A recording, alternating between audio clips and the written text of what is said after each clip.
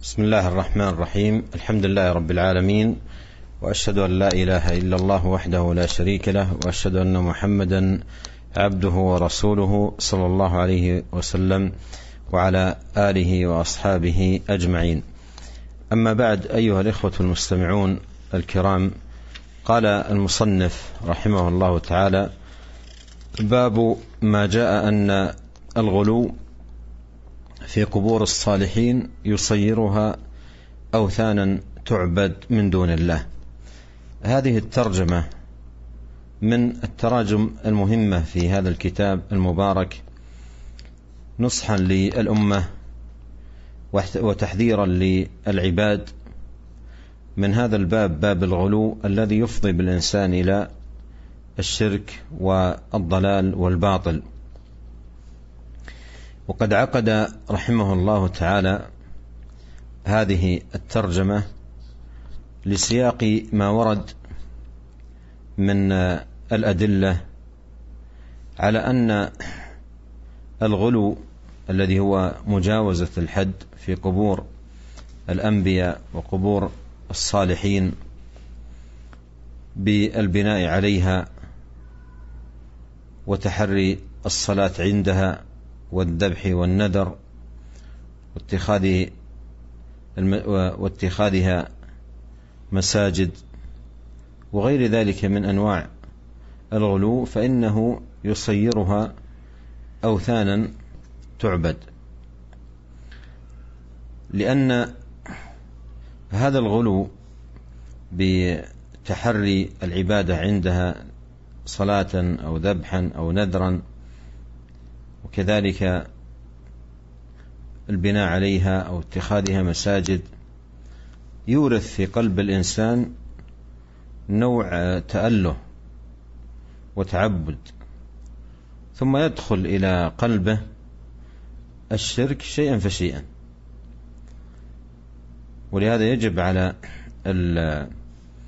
المسلم أن يكون في غاية الحيطة والحذر من الغلو حتى لا يفضي به إلى هذه النهايات المهلكة والعياذ بالله. Alhamdulillah, segala puji bagi Allah Subhanahu wa taala.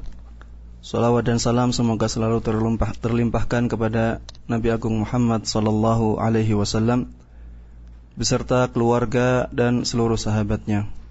Para pendengar Radio Roja yang dimuliakan oleh Allah Subhanahu wa taala dan para pemirsa Roja TV, Syekh Abdul Razak hafizahullah di awal kalimatnya memberikan ucapan selamat kepada para pemirsa dan para pendengar atas datangnya hari Idul Fitri, dan Syekh berdoa mudah-mudahan Allah Subhanahu wa taala menerima amal ibadah dari kita dan dari kalian semuanya. Dan Syekh hafizahullah mengajak kepada kita semuanya untuk terus menjalankan ketaatan, dan mudah-mudahan Allah Subhanahu wa taala memberikan taufik kepada kita semuanya. Masuk dalam pembahasan Kitab Tauhid, meneruskan kajian-kajian sebelumnya. Mu'allif rahimahullah membawakan bab tentang berlebih-lebihan terhadap kuburan-kuburan orang-orang saleh. Tindakan tersebut menjadikan kuburan-kuburan itu sebagai berhala yang disembah selain Allah Subhanahu wa ta'ala. Bab ini merupakan bab yang sangat penting, karena bab ini adalah bab untuk memberikan nasihat kepada umat Islam, kepada kaum muslimin semuanya, agar mereka tidak terjatuh ke dalam kesyirikan, agar tauhid yang ada di hati mereka terjaga dengan baik. Termasuk di antara tindakan berlebih-lebihan terhadap kuburan orang-orang saleh adalah dengan membangun kuburan-kuburan tersebut, dengan memilih kuburan tersebut sebagai tempat untuk sholat, dengan menjadikannya tujuan bernazar, dan dengan menjadikannya masjid-masjid. Karena tindakan-tindakan tersebut, tindakan berlebih-lebihan terhadap kuburan orang-orang soleh tersebut akan menjadikannya sebagai berhala yang disembah selain Allah Subhanahu wa ta'ala. Tindakan berlebih-lebihan terhadap kuburan-kuburan orang soleh, berusaha untuk beribadah di sana sebanyak-banyaknya, akan menjadikan atau mewariskan di dalam hati seseorang semacam rasa beribadah, atau menjadikan para mayat-mayat tersebut Tuhan-Tuhan. Kemudian setelah itu akan menjadikan hati seseorang dimasuki oleh kesyirikan sedikit demi sedikit. Oleh karenanya, hendaklah kita berhati-hati dalam menyikapi kuburan-kuburan orang-orang soleh tersebut. Jangan sampai kita berlebih-lebihan di dalamnya. Hendaklah kita melakukan hal-hal yang dituntunkan oleh syariat Islam apa adanya, sehingga kita tidak terjatuh ke dalam tindakan berlebih-lebihan terhadap kuburan orang-orang yang soleh tersebut. قال رحمه الله تعالى: روى مالك في الموطأ أن رسول الله صلى الله عليه وسلم قال: اللهم لا تجعل قبري وثنا يعبد اشتد غضب الله على قوم اتخذوا قبور أنبيائهم مساجد. هذه معاشر المستمعين الكرام دعوة دعاها النبي الكريم عليه الصلاة والسلام أن يصون قبره وأن يحفظه من أن يتخذ وثنا يعبد من دون الله سبحانه وتعالى، كما وقع من اليهود والنصارى في قبور أنبيائهم. وهذه الدعوة تدل على أن النبي صلى الله عليه وسلم خاف على أمته أن يقع منهم شيء من ذلك فيما يتعلق بقبره عليه الصلاة والسلام، فتوجه إلى الله سبحانه وتعالى بهذه الدعوة أن يصون قبره: اللهم لا تجعل قبري وثنا يعبد. وهذه رغبة منه عليه الصلاة والسلام إلى الله، وتوجه إليه بالدعاء جل في علاه ألا يجعل قبره صلى الله عليه وسلم وثنا يعبد من دون الله. وقد ذكر العلماء رحمهم الله تعالى فيما يتعلق بهذه الدعوة أن الله عز وجل استجاب دعاءه فصان قبره، وأصبح قبره عليه الصلاة والسلام مصان من أن يصل أحد إلى القبر وأن يباشر القبر، بل أحيط بثلاثة جدران: جدار من وراء آخر مثلثة لا يستطيع أحد الوصول إلى القبر، لا يستطيع أحد الوصول إلى القبر. فصان الله سبحانه وتعالى قبر نبيه عليه الصلاة والسلام. ولهذا يقول ابن القيم رحمه الله تعالى في أبيات له: فأجاب رب العالمين دعاءه وأحاطه بثلاثة الجدران حتى غدت أرجاؤه بدعائه في عزة وحماية وصيان. أي أن الله سبحانه وتعالى صان القبر الشريف سبحانه وتعالى من أن يصل أحد إلى القبر بمن الله سبحانه وتعالى وفضله. فدل هذا الحديث على أن قبر النبي عليه الصلاة والسلام لو عبد لكان وثنا، لكن الله حماه بما حال بين الناس وبين الوصول إلى ذات القبر. وأيضا دل هذا على أن الوثن هو الذي يباشره العابد،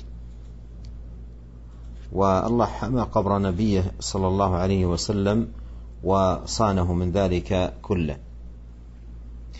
وقوله عليه الصلاة والسلام في هذا الحديث: اشتد غضب الله على قوم اتخذوا قبور أنبيائهم مساجد، هذه الجملة أتى بها عليه الصلاة والسلام بعد الدعاء، دعاء الله ألا يجعل قبره وثنا يعبد، منبها بذلك صلوات الله وسلامه عليه على سبب اللعنة التي حلت على من قبلنا وشدة الوعيد الذي أحله الله سبحانه وتعالى بهم، وهو توصلهم بذلك إلى أن تصير أوثانا.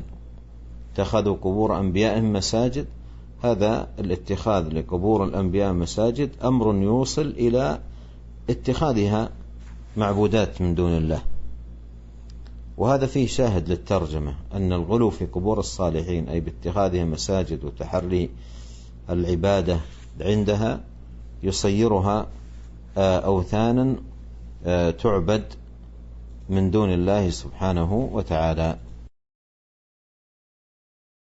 Kemudian Syekh Muhammad bin Abdul Wahhab rahimahullah membawakan riwayat dari Imam Malik rahimahullah yang mengatakan bahwa Rasulullah sallallahu alaihi wasallam telah bersabda, Allahumma la taj'al qabri wathanan yu'bad. Ya Allah, janganlah engkau jadikan kuburanku sebagai berhala yang disembah. Ishtadda ghadabullah ala qaumin ittakhadhu qubur anbiya'ihim masajid. Telah keras kemarahan Allah Subhanahu wa taala kepada suatu kaum yang telah menjadikan kuburan-kuburan nabi mereka sebagai masjid.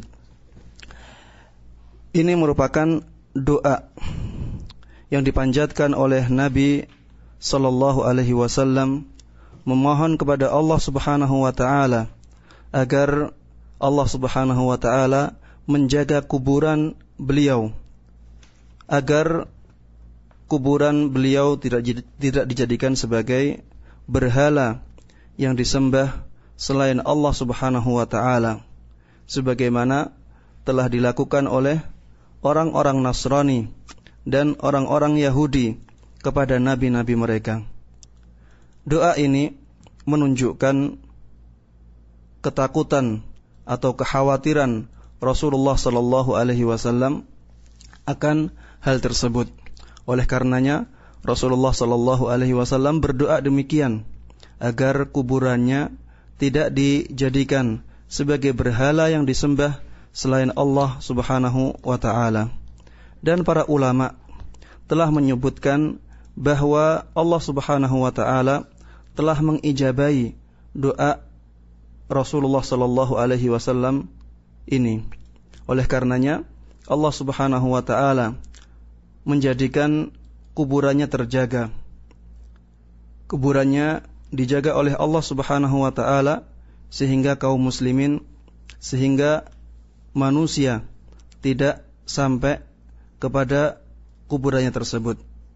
Kaum muslimin tidak bisa sampai kepada kuburannya tersebut karena kuburan itu, kuburan beliau telah dipagari dengan 3 pagar. Telah dipagari dengan 3 pagar sehingga orang-orang tidak mungkin sampai kepada kuburannya. Ibnul Qayyim rahimahullahu taala menjelaskan hal ini dalam sebuah syairnya, fa'ajaba rabbul alamin du'aahu, maka Allah Rabbul Alamin telah mengijabahi doanya Nabi Muhammad sallallahu alaihi wasallam, wa ahatahu bi thalathatil judrani, makanya Allah Subhanahu wa taala memagarinya, mengitarinya dengan 3 pagar, hatta ghadat arja'uhu bi du'aihi fi 'izzatin wa himayatin wa siyani, sehingga doanya Rasulullah sallallahu alaihi wasallam diijabai oleh Allah Subhanahu wa taala sehingga kuburannya terjaga dengan penjagaan yang sangat baik. Maka hal ini menunjukkan bahwa kuburannya Rasulullah sallallahu alaihi wasallam seandainya diibadahi, maka dia telah menjadi berhala. Namun Allah Subhanahu wa taala menjaga kuburan tersebut sehingga tidak diibadahi, tidak disembah oleh manusia. Dan ini juga menunjukkan bahwa beribadah atau menyembah kepada berhala itu adalah apabila tindakannya dilakukan secara langsung. Mengibadahi atau menyembah sebuah kuburan adalah ketika orang tersebut datang langsung ke kuburan itu. Dan kuburan Rasulullah sallallahu alaihi wasallam tidak mungkin didatangi manusia secara langsung, karena kuburan tersebut telah dipagari dengan 3 pagar, sehingga manusia tidak akan bisa berziarah langsung ke kuburan tersebut. Sabda Rasulullah sallallahu alaihi wasallam, "Ishtadda ghadabullah ala qaumin ittakhadhu qubur anbiya'ihim masajid." Bahwa kemurkaan Allah Subhanahu wa taala menjadi sangat keras kepada sekumpulan kaum yang telah menjadikan kuburan Nabi mereka sebagai masjid. Sabda Rasulullah ini beliau katakan setelah doa beliau, Allahumma la taj'al qabri wathanan yu'bad. Ya Allah, janganlah engkau jadikan kuburanku sebagai berhala yang disembah. Kenapa Rasulullah sallallahu alaihi wasallam mengatakan bahwa kemurkaan Allah Subhanahu wa taala menjadi sangat keras terhadap suatu kaum yang menjadikan kuburan Nabi mereka sebagai masjid setelah doa ini? Karena Rasulullah sallallahu alaihi wasallam ingin memberikan pengertian, ingin memperingatkan bahwa sebab laknat yang mengenai kaum ahli kitab dari kaum Nasrani dan kaum Yahudi adalah karena mereka menjadikan kuburan Nabi mereka sebagai masjid. Dan ini merupakan penjelas kenapa hadis ini dibawakan oleh muallif rahimahullah, bahwa berlebih-lebihan terhadap kuburan orang-orang saleh menjadikannya sebagai berhala yang disembah selain Allah Subhanahu wa taala. Karena apa? Karena hal tersebut ketika seseorang berlebih-lebihan terhadap kuburan, maka mereka sedikit demi sedikit akan menjadi menuhankan kuburan tersebut. Lama-kelamaan akan masuk kesyirikan ke dalam hati orang-orang yang berlebihan terhadap kuburan-kuburan orang-orang yang saleh tersebut. Qala rahimahullahu ta'ala wa ibn Jarir بسنده عن سفيان عن منصور عن مجاهد أفرأيتم اللات والعزى قال كان يلت لهم السويق فمات فعكفوا على قبره. وكذا قال أبو الجوزاء عن ابن عباس كان يلت السويق للحاج.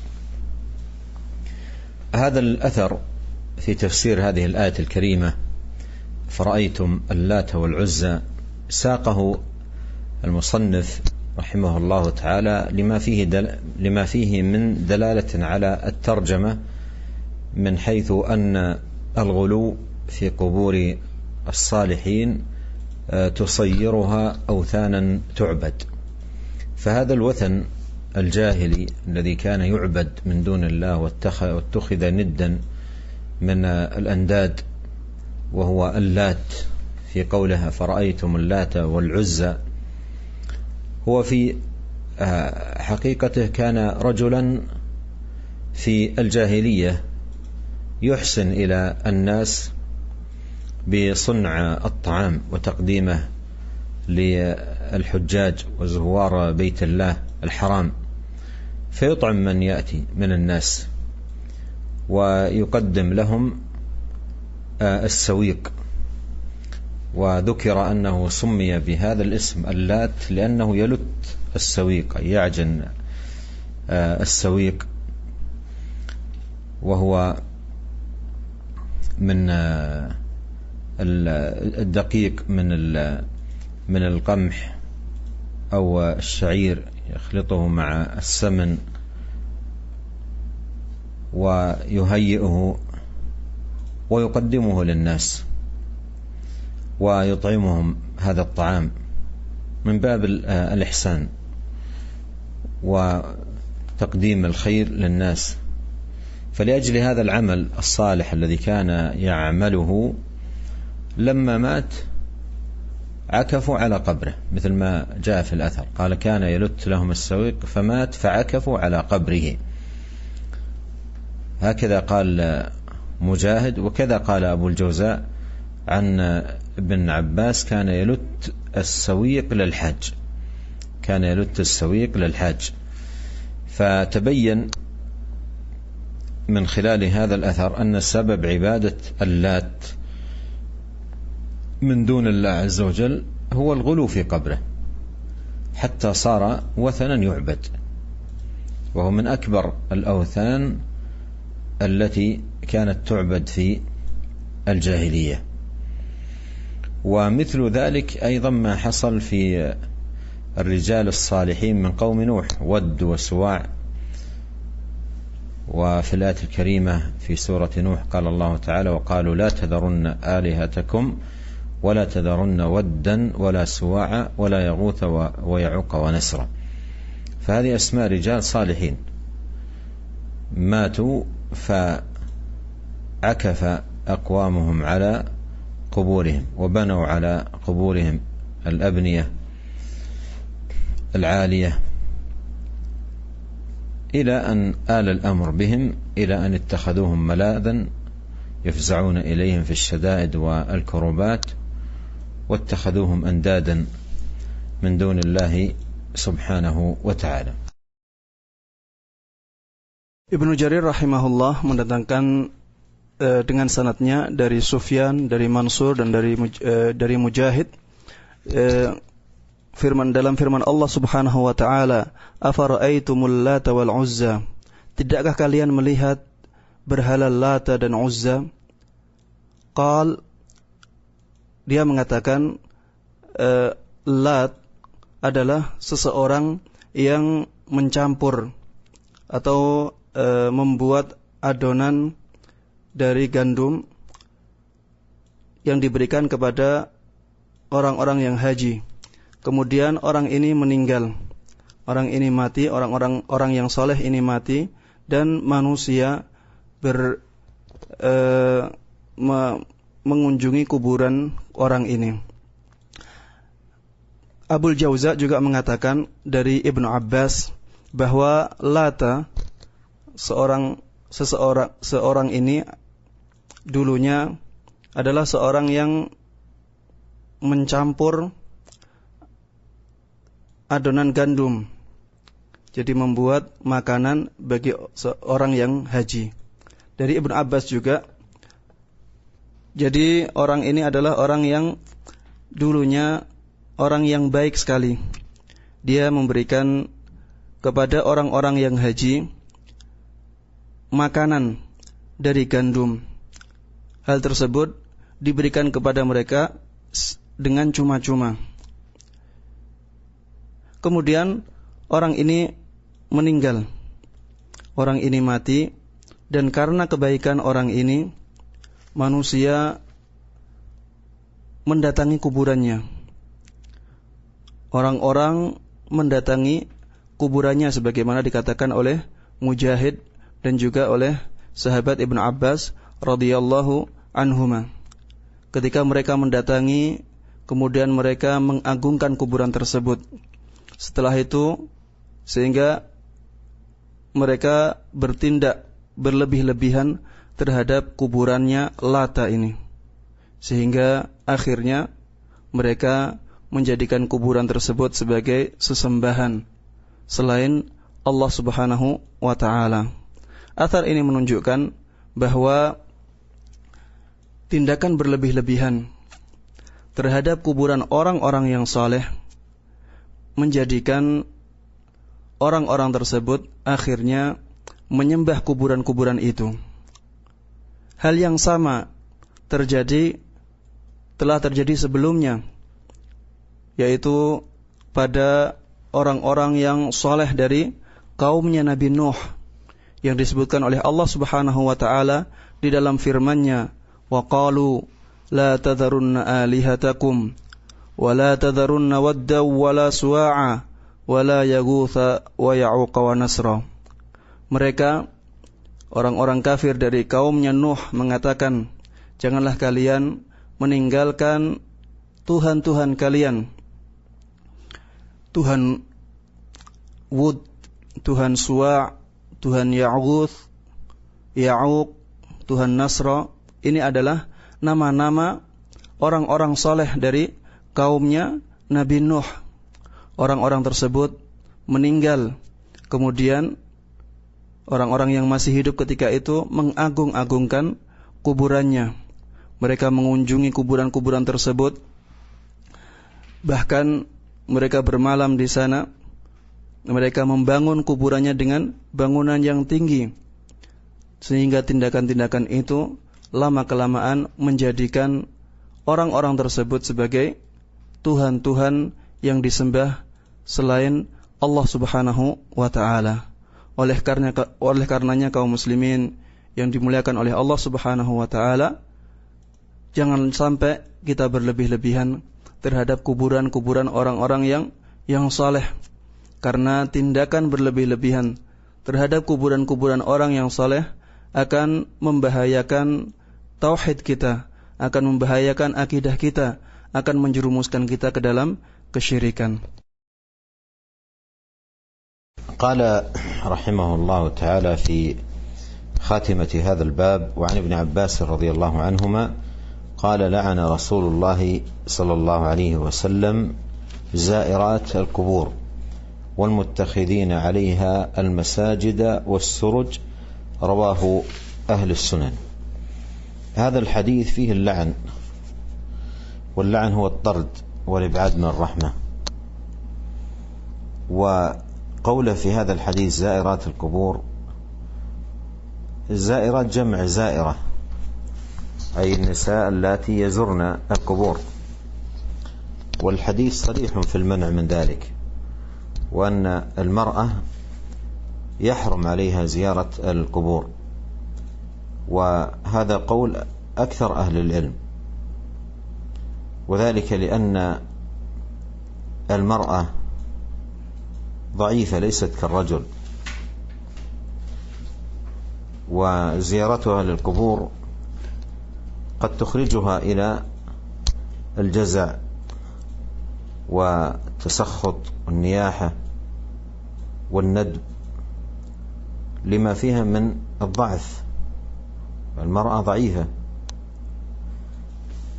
وكان في بدء الأمر منع النبي صلى الله عليه وسلم الجميع من زيارة القبور، الرجال والنساء، نهى عن زيارة القبور مطلقا، ثم أذن للرجال قال: كنت نهيتكم عن زيارة القبور فزوروها. فالمنع كان للجميع رجالا ونساء، ثم أذن عليه الصلاة والسلام في هذا الحديث بقوله فزوروها، أذن للرجال بالزيارة، لأن صيغة تذكير، ولو كان ذلك للعموم أي الرجال والنساء لكان النساء في عهد النبي صلى الله عليه وسلم يباشرن الزيارة. وهذا العموم في قوله فزوروها خاص بالرجال، ولم تدخل فيه النساء في هذا الإذن، بل جاء النهي الصريح للمرأة في هذا الحديث: لعن الله الزائرات القبور. والمرأة عليها أن تنتبه لهذا الأمر وتكثر من الدعاء لموتاها بالمغفرة والرحمة. وأما الزيارة فإنها فيها المفسدة المشار إليها، والمصلحة التي تتحقق بالزيارة وهي الدعاء حاصلة للمرأة وهي في بيتها مع أمن هذه المفسدة. ثم قال عليه الصلاة والسلام: والمتخذين عليها المساجد والسرج. وهذا فيه لعن لمن يفعل ذلك، اتخاذ القبور مساجد، اتخاذ القبور مساجد. واتخاذها مساجد يكون بالبناء عليها أو تحري الصلاة والدعاء عندها، وهذا أمر محرم لأنه من الذرائع التي توصل إلى الشرك، وهو من الغلو في قبور الصالحين. ولهذا أورد المصنف رحمه الله تعالى هذا الحديث تحت الترجمة. كذلك اتخاذ السرج، أي إيقادها وإضاءة القبور وتزيينها وزخرفتها، هذا مما يفتن العوام ويلقي في قلوبهم من التعظيم والتعلق بهذه القبور مما هو أعظم الذرائع التي تفضي إلى الشرك. ولهذا لعن النبي صلى الله عليه وسلم من يتخذ السرج على القبور أو يزين القبور ويزخرفها، لأن هذا يفتن الجهال والعوام ويوقعهم في التعلق بتلك القبور. بهذا انتهت هذه الترجمة معاشر المستمعين الكرام، وأسأل الله الكريم أن ينفعنا وإياكم أجمعين بما علمنا، وأن يزيدنا علما، وأن يصلح لنا شأننا كله، إنه سميع قريب مجيب. Diriwayatkan dari Ibnu Abbas radhiyallahu anhuma bahwa beliau mengatakan, la'ana Rasulullah sallallahu alaihi wasallam zairatil qubur wal muttakhidina 'alaiha al masajida was suruj. Bahwa Rasulullah sallallahu alaihi wasallam telah melaknat kaum perempuan yang menziarahi kuburan dan orang-orang yang menjadikan kuburan-kuburan tersebut sebagai masjid dan memberikan penerangan-penerangan pada kuburan tersebut. Di dalam hadis ini terdapat laknat dari Rasulullah sallallahu alaihi wasallam kepada orang-orang yang disebutkan oleh beliau, orang-orang wanita yang menziarahi kuburan dan orang-orang yang menjadikan kuburan-kuburan sebagai masjid dan orang-orang yang menerangi kuburan-kuburan tersebut. Dan yang dimaksud dengan laknat adalah doa kepada seseorang agar dijauhkan dari rahmat Allah Subhanahu wa ta'ala.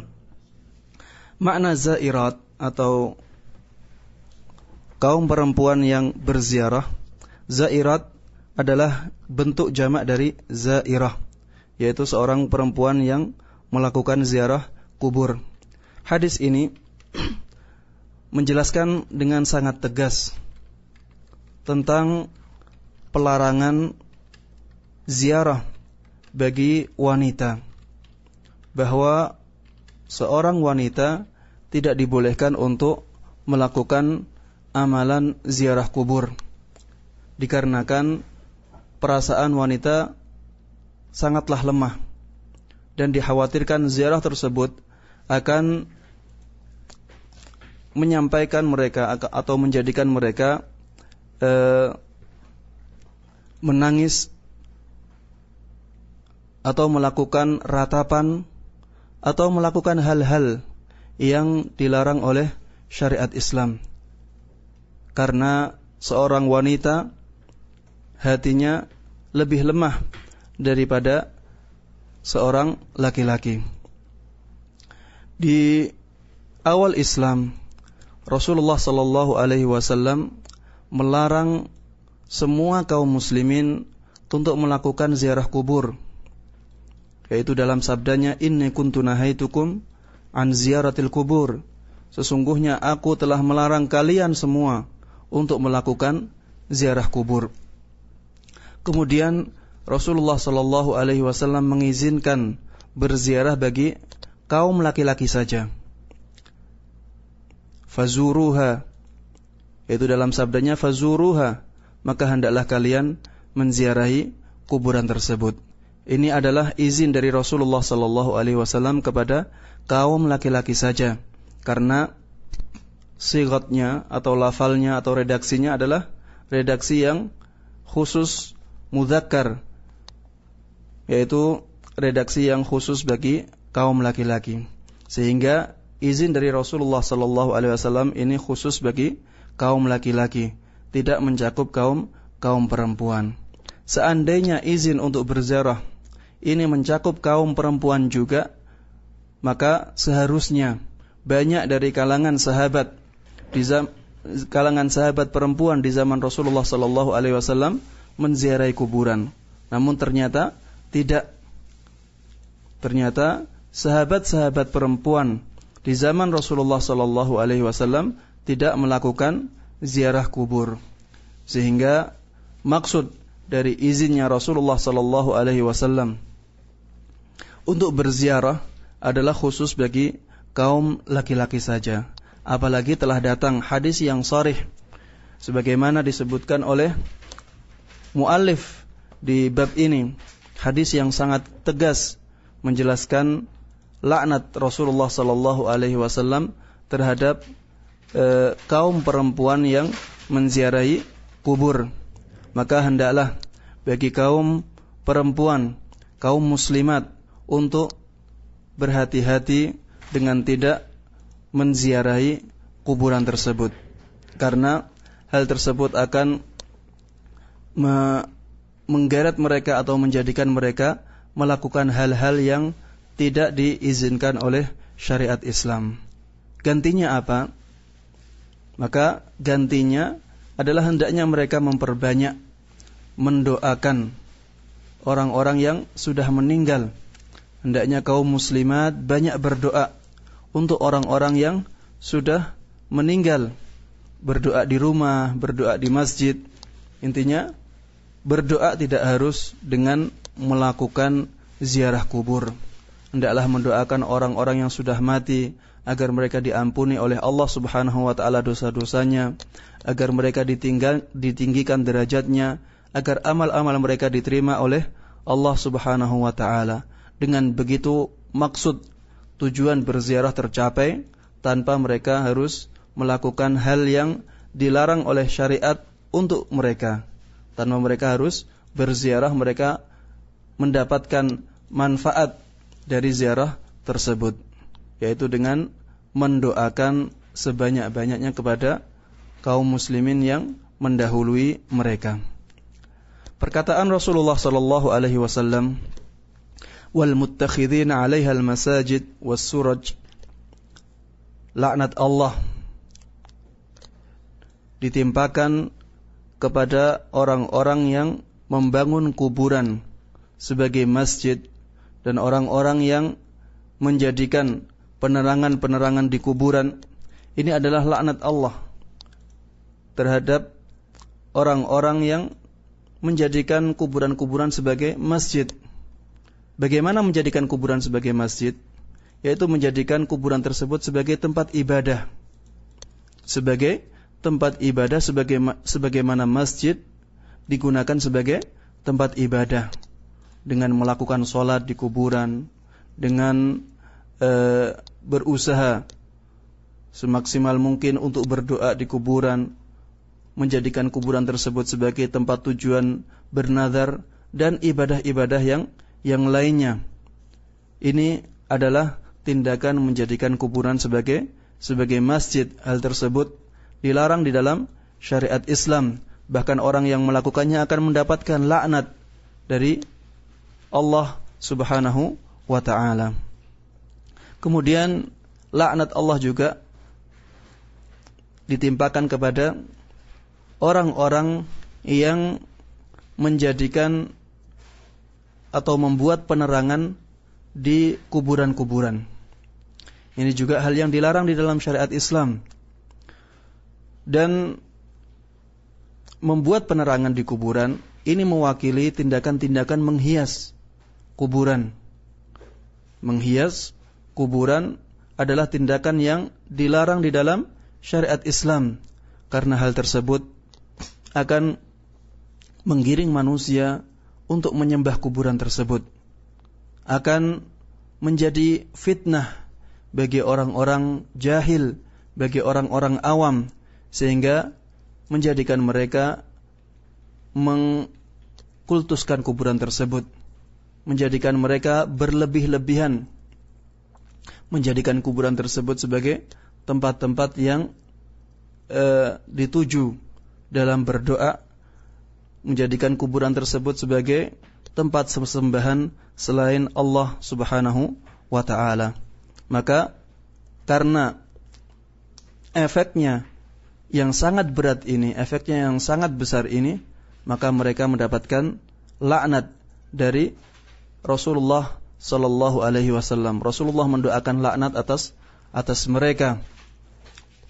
Oleh karenanya kaum muslimin yang dimuliakan oleh Allah Subhanahu wa taala, hendaklah kita menjauhi hal-hal yang disebutkan oleh Rasulullah ini, karena ini merupakan dosa besar, karena Rasulullah sallallahu alaihi wasallam telah melaknatnya.